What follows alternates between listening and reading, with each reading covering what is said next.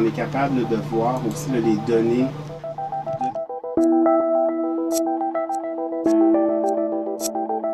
Le logiciel Prévention des infections, c'est le premier logiciel qu'on a créé autour de 2007 et qui est répandu un peu partout au Québec pour le moment. Maintenant, on a commencé aussi à l'exporter en France et en Belgique. Et puis, ces logiciels-là, ce qu'ils font essentiellement, c'est qu'ils mettent en lien les divers logiciels qui existent déjà dans l'hôpital.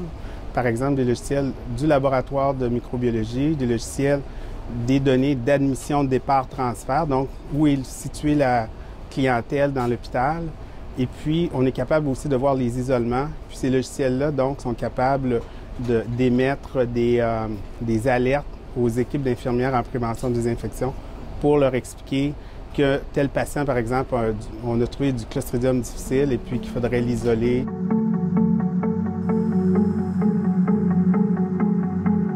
Le deuxième logiciel, principalement, ce sont les pharmaciens et aussi les microbiologistes infectiologues qui l'utilisent.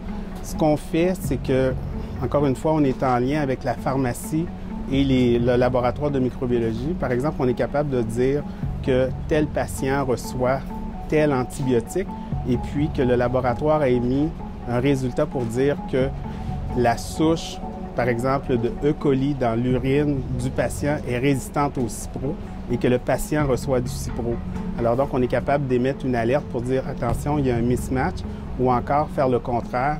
Si la souche est sensible à un antibiotique de première génération comme de l'ampicilline, de l'amoxicilline, à ce moment-là, on est capable de dire « ah, tu donnes un antibiotique beaucoup trop puissant. » D'où vous est venue l'idée de créer ces deux logiciels? Je dirais que c'est beaucoup dans notre quotidien, c'est qu'on a beaucoup de systèmes d'information. Ces systèmes d'information-là sont en silo.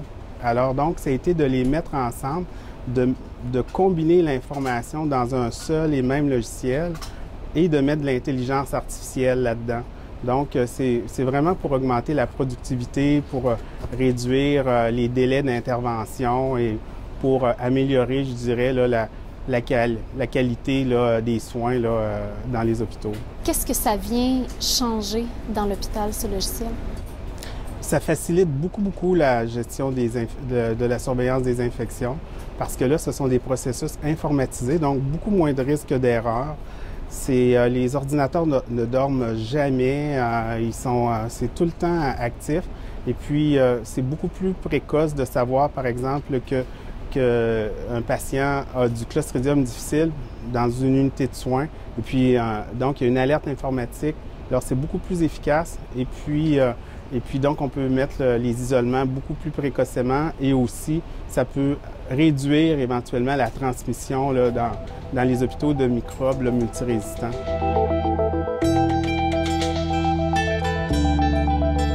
Est-ce que vous souhaitez réaliser d'autres logiciels? Est-ce que vous souhaitez perfectionner ceux qui sont en place? C'est une excellente question. Oui, définitivement. Actuellement, nous sommes en train de créer un autre logiciel, celui-là directement sur la surveillance de la résistance aux antibiotiques. Ça nous permettrait d'avoir des données en temps réel, toujours sur l'état de la résistance dans nos localités. Pour chaque hôpital aurait en temps réel les données de résistance. Évidemment, là, les logiciels, c'est une tâche qui est tout le temps, qui tourne tout le temps, c'est continuel, les mises à jour, c'est infini. Alors donc, oui, nous avons beaucoup de défis là, pour les prochaines années encore.